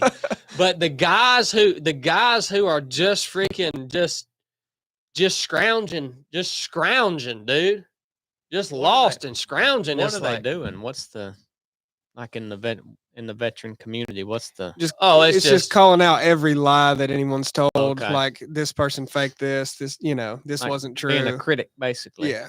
Yeah, it's the accountability police. Yeah. Okay. Yeah, but that has simply bled down from To everything. well that's within that community on social media. It's bled down from the actual military, right? Because that's how it is in the military. The military is a gossip pit. I ain't never seen what they call a military brotherhood. It's not a brotherhood. It's a merit-based, not even. It's a gossip pit. Is all it is. It's terrible. It's a terrible culture in there. Well, a lot of that is just stemming from, the envy of the human heart. Yeah. A lot of the things, the comments against you, people would want to, maybe it's even some people that know you to some degree that maybe served with you, and they want to try to call out these mistakes that they think, oh, nobody knows he did this. I'm about to blast him. Yeah. This is the same guy that did this and this. And it's like, well, yeah, it's not like you're trying to hide any of that stuff. And even if you were, it's like people change and things progress in life. And well, the thing I think the thing is too, man, that people don't take into account, and I can only speak for my own personal story, but when you decide to go into public life, people expect you to like the expectation is for you to just tell everything about yourself. And it's like, no, man, like the people who you see in public life, like they're real human beings. And a lot of them have had a really hard life and they've made a lot of mistakes and they've had a lot of bad done to them and they've done a lot of bad. And there are things about yourself that you're not ready to share those things until you're ready to share them. Yeah. You know what I mean? Like it takes a certain point of healing and maturity and contemplation and counseling and all of that stuff to get to the point where you're actually, okay, now I kind of understand this now. I understand why I did this. I understand why this happened. And then you can share those things. You know what I mean? Yeah. But like for me personally, I'll speak for myself. Like when I first entered this whole public life, like, yeah, I withheld a lot about myself that I hadn't worked through, that I hadn't thought of, that I had pushed down, and I didn't want to think about it. I didn't want to know why. I just like that, but I realized I knew those things were there, but it's like, well, what would be the purpose of me coming out and talking about them, even if I decided I'm just going to tell everything? Like, what's the purpose in talking about them on social media if you ain't even worked through them in your own mind? Like, well, then I'm just somebody, again, that's just spewing my crap for absolutely no reason. You know what I mean? And it's taken me years to get to the point where, I think that I've worked through most of the things in my past that were hard, for all sorts of different reasons, to the point that now I'm able to share them, and that was one of the most freeing things to me about going on the Resilient Show with Chad, is being able to, talk about things in my past and all the crap, that's there. Which my crap ain't no worse than anybody else's crap, but it's my crap, it's a big deal to me, and it is nice when you get to the point that you can be transparent about your whole story, because then ultimately it takes power away from everybody. You know what I mean? It's like, well, dang, what can I say about this guy now? He already said that about himself. You know what I mean? Yeah. So, but that takes time, man, and you shouldn't expect people. I mean, these people that you see that are super famous and whatever, like, they're freaking people, man. Like, you shouldn't expect them to just tell you their whole life story. And if you know that person and you got something on them that they haven't ever talked about, like, what the crap is wrong with you, dude? That you're gonna go on social media and blast out some part of their story that was probably really hard for them, that they haven't been able to work through, may never work through it, and you're gonna blast it out there? Like, what the freaking crap is wrong with you, man? Yeah. You take a guy like the lone survivor. You realize the crap that dude has been through, man? I mean, like, the crap he's been through is some crap. Like, I don't care what happened on that mountain. That joker has been through some crap. And you want to come out and blast him out about something maybe he is not ready or prepared to even talk about? Like, what the freaking crap is wrong with you, man? I'm not going to say names. I mean, I'm not going to call people names. We'll stop there. That's enough said on that. I didn't mean to get all serious on y'all. Good, bud. Yeah, man. I just wish it would be different. But like Chili said, man, I can wish all day. I just see it getting worse and worse. And Chili says it's just going to keep getting worse. And On the backside, oh man, coming down. Side of 30. Yeah, for real. For real. It has changed so much since I got on Instagram in 2019. You would scroll Instagram, it's like people talking about running and racing and business and entrepreneurship and winning, and now it's just a freaking dump, dude. Like, this year I have withdrawn to a large degree from social media. That's why we have our newsletter now. That's where all the stuff I used to write on social media, I write it in the newsletter now that comes out once a week, Enough Said Weekly. You can sign up for it on 307project.com if you want to see my thoughts or lessons from the week. But yeah, I've withdrawn to a large degree compared to what how active I was on there, just a few years ago. So, all right. Well, I know Chili's got a couple good news stories for us, and then we're going to shut this down. I'm going to pee real quick, Chili. Yep, rapid fire.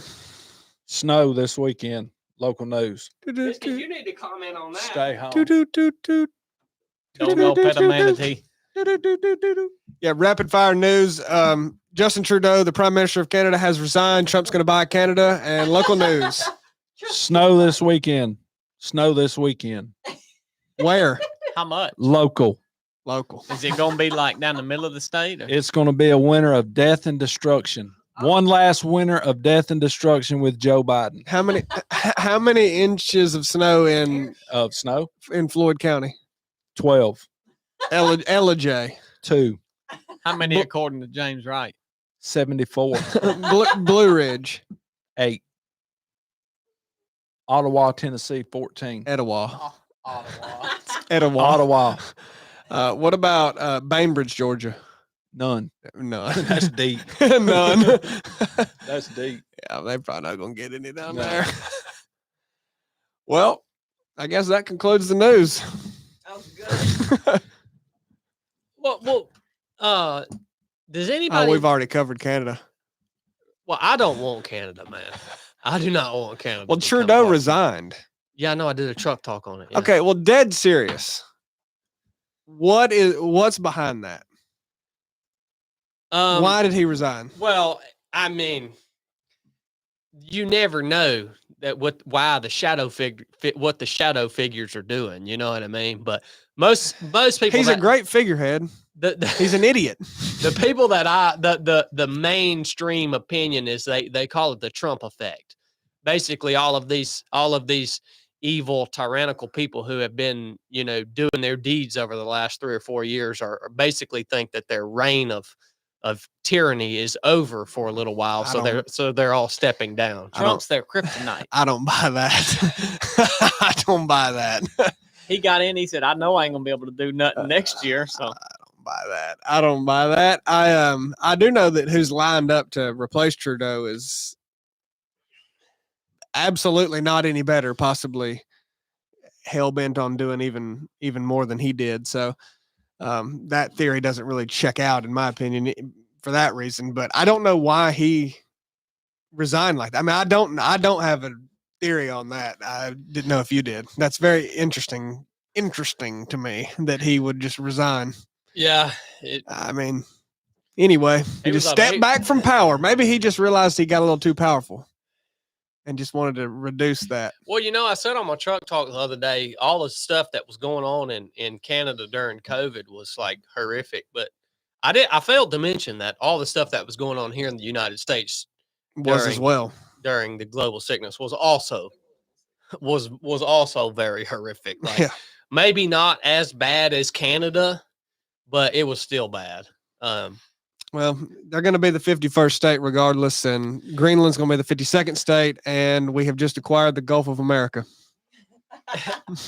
Is it not concerning to any of the vehement Trump supporters who might be watching right now? Is it not concerning to you that this guy is trying to expand this empire? Globalize it. Yeah. Is no one like, ooh, that might not be good. That is what you would call the consolidation of power. You are we could just absorb South America. Exactly. I mean, it's already called America. I mean, Trump, he likes simple diagrams. We could just cut off South. Oh my gosh. Whoa. Dude, I hope that Mike picked that up. How could it have not picked that up? That was heinous. That was anus. That smells like cat food. Oh, you leaving for real? Oh my gosh. Give me a kiss. It's about time for super chats. That smells like cat food. Yeah, I think we're going to get down to where the Western Hemisphere is one country, the U.S., and then the Eastern bloc is going to be Russia and China, and they're just going to absorb everything else. I think that's what we're getting down to. It should be very wild ride when that happens.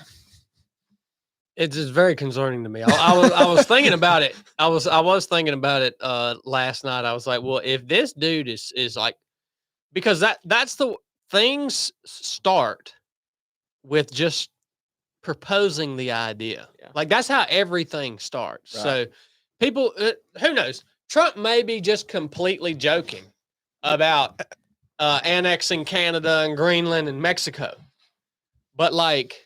Even if you're joking, like when you just suggest something like that, well, then people are like, huh, yeah, that could happen, right? That's how everything starts. It's just initially with just a simple suggestion from somebody who's influential.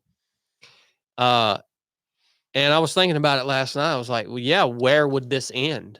And I think you're right. That's where it would end, with like this empire that spans the entire North American continent and South American continent. The Western Hemisphere, I just looked it up, has 1 billion people, and then the Eastern Hemisphere has 7 billion people. So we're greatly outnumbered to our friends to the east.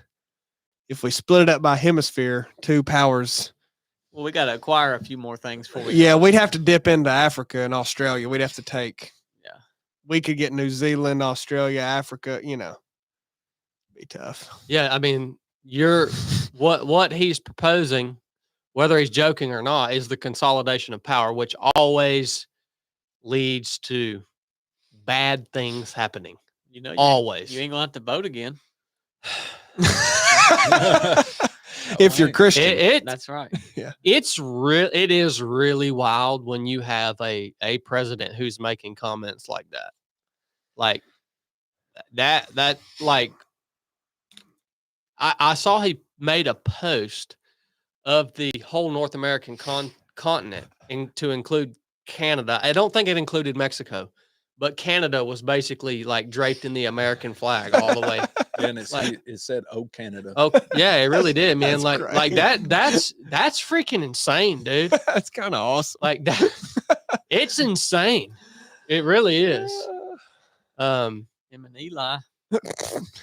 It was funny. I was teaching Blakely yesterday. We've been learning about the structure of the federal government.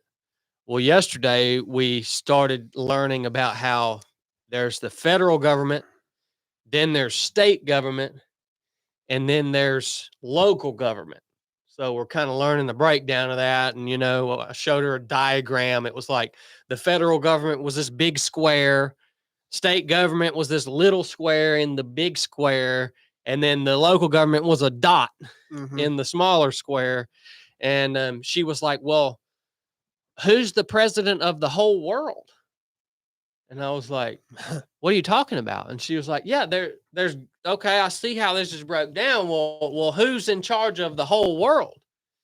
And like, I think to a lot of people out there, that makes sense. I mean, I even think to a child, that makes sense. Like global unity is what that would represent, right? Yeah. Unity of the entire human race. And so then I had to explain to her, like, no, Blakely, that wouldn't be good. And she said, well, of course, why is that not good? You want a leader of the whole world? I'm like, because you don't want any single person or entity to have too much power. So that's why it's broke. That's why we've split the world into nations, individual countries. And here in the United States, we've split the country into states, and the states are made up of, hundreds of local governments. And yet power is still too consolidated. Well, yeah, because that's insane. That's what humanity is moving toward. I think it makes a lot of sense to people. People have too much faith in people. Like, well, we can control this. Like the consolidation of power, it represents unity. It makes travel easier. It makes, the currency, financial asset. Like, yeah, I mean, that sounds amazing, but no human or group of humans can wield that power. That person does not exist, And so when you're talking about expanding this empire, that we can't, first of all, we can't even take care of what we have with what we have right now. Like, that should be very alarming to people. Very alarming. Well, I think part of the I'm kind of waiting on there to be a defense of that from the angle of, well, Russia's doing it, right? Yeah. China's doing it or gonna do it. So why wouldn't we go ahead and take Canada? That'd be strategic. We could compete with anything worldwide with resources then, and we own such a larger block of what we could do with military action, and that's kind of always been a theory, is like we have to do it because they're going to do it. Mm-hmm. We have to increase technology, and even technology leveraged against citizens, and the security that we used against citizens, and the privacy, because China's going to do it. So if we don't do it, then they're going to do it. Like, Russia's going to take Ukraine and the rest if we don't let them. So we have to stop them, and then we might as well go ahead and take, the Panama Canal back in Greenland, because someone could get that for strategic use. Like, that's kind of the way the world's always win, and that's how it becomes accepted, because you go, well, yeah, true, we got to do it. If there's got to be one overall leader, it needs to be us. That's kind of what the logic used to defend that and kind of get people to accept that. I mean, that's a elementary way of looking at it. But the funny thing is why would we think that a one world government, there would be no more war? That's kind of like a promise of that society. That if we have a one world government, then we all live in harmony, at peace. There's nothing to fight over. It would be widespread conflict. It's because people are imagining that humanity can create a utopia. Yeah. Like that's just a human being's imagination. Well, really, when you get down to it, what that is, we as humans, we are yearning for that. Yeah. We're yearning for that utopia that's ruled over by a completely righteous king. That's what our hearts yearn after. Like, yeah, we all want that. But that is an impossibility because of the fallen condition of all of mankind. So what the whole world is yearning after is what Christ is offering us access to. That's what he's offering us access to. But you're not going to get it until he returns and all this ends, So we're going to make a strong border between here and Mexico, not let them jokers in, and then we're going to combine with Canada. Borders don't matter there. We're going to take Mexico and still keep the border up. We're going to take Mexico and leave the wall up. That might work. Hey, man, wild times ahead. Times ain't never going to be not wild. Right. And when you look back on human history, times have always been wild. Yeah. Mm-hmm. They are just unique now, again, because of the global connectedness. They're wild on a whole different scale now. That's the world difference. Wild. Yeah. Yeah. I mean, it is all, people have been the same. They've always been the same. Yeah. It's just it's just now it's all connected, So the scale of it is bigger, which means there are bigger consequences. So, man, that was a good episode. I enjoyed that. Get them super chats. Thanks for that. Thanks for that news, guys. I appreciate it. What's the consensus on the snow? Is it going to snow? It's going to be just different inches everywhere, but it's going to snow. Of snow? Yeah. Okay. Of snow. Regionalized inches? Yeah. Regionalized, yeah. Of snow. Of snow. Pretty much worldwide. It's going to snow. Oh, yeah. Worldwide snow. I caught that earlier. Yeah. All right. We had one tack Tundra coming Oh. in $1.99. Who? Prayers inbound for Los Angeles. Oh, Oh, yeah, there's- they done caught the far over Yeah, there. that's true. That's We had bad a lot of business. news today, Yeah, but it's bad business over Yeah. there. We had Marty Bingham, $4.99. Greetings, citizens. Endeavor to function adequately. There you go. I'm Who doing said it, that? Marty. Marty. He got an award today.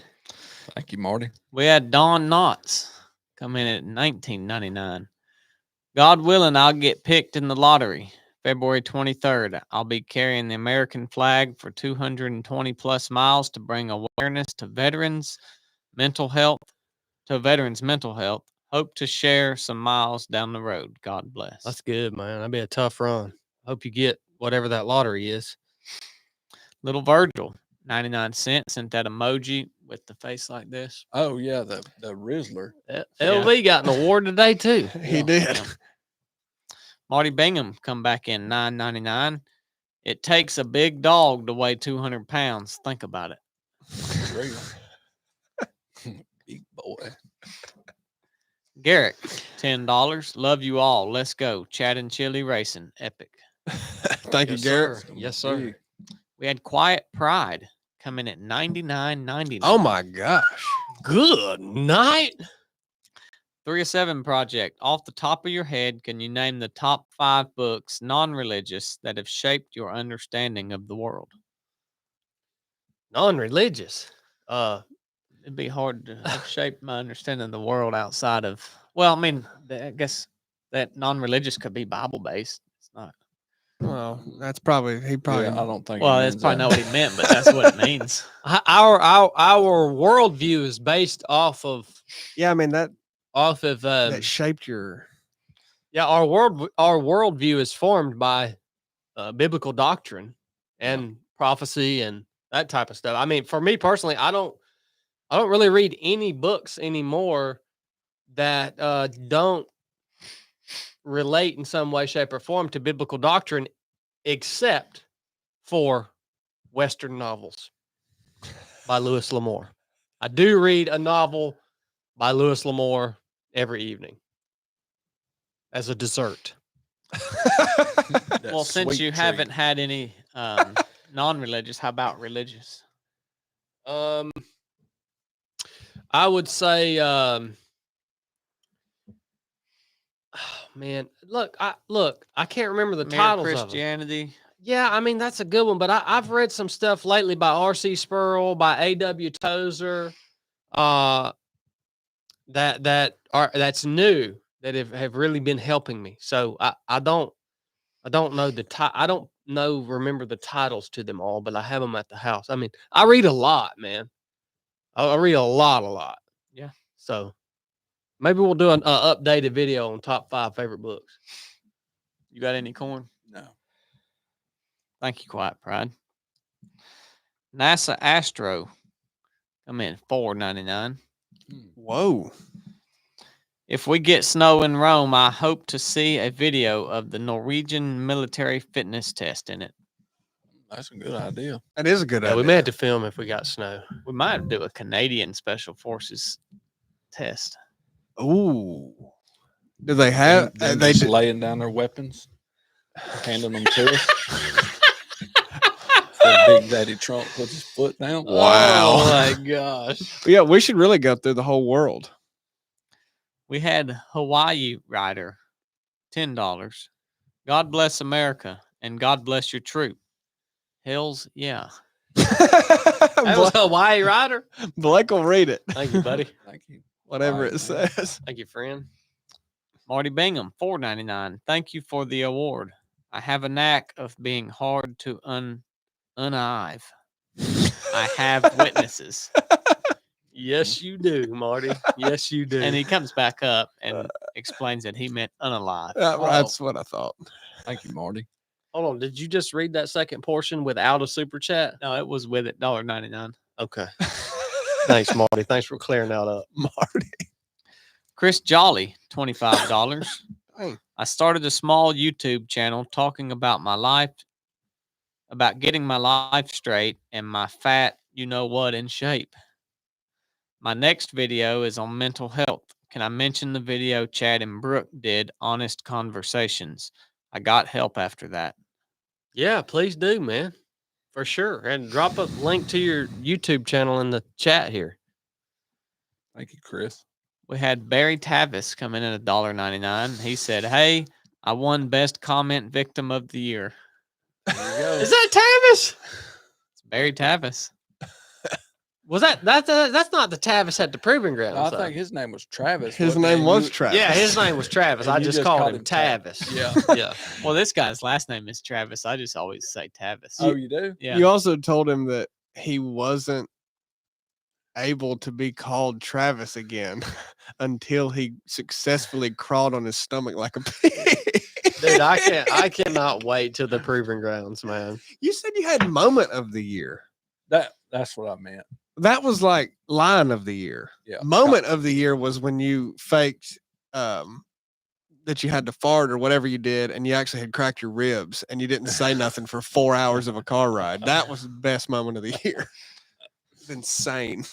We had Gatekeeper Radio 347 come in at $9.99. Glad to be a part of the Patreon family. I look forward to every meeting. Thank you, Paul. Thank you, Paul. Is Paul Porter's gatekeeper? Yeah. Yeah, Where dummy. you Dang, been, bub? dude. Where you been? That's pretty sweet. I never knew that. Yeah, he did. We had James Wright coming in at $1.99. I quit fishing, ready to get busy squirrel hunting. Thank you, Dad. That helps pay back that lunch we bought He you this he morning. texted me, asked where was his award. That's a That's pipe the- dream. That's the pipe dream award. Yeah, yeah. By the way, the whole YouTube channel is about to go to squirrel hunting content. Yeah. So y'all get ready for Do it. that. We had Don Knotts come in at $4.99. 22 vets a day are taking their own lives, and Trump is worried about Gulf of America and this other mess. Sad. Thank you, Don. Thank you, Don. That concludes our super chats. Sweet. All right, guys. Good Well, episode. thanks for tuning in. We love y'all. Lord willing, we'll catch you next week. Enough said.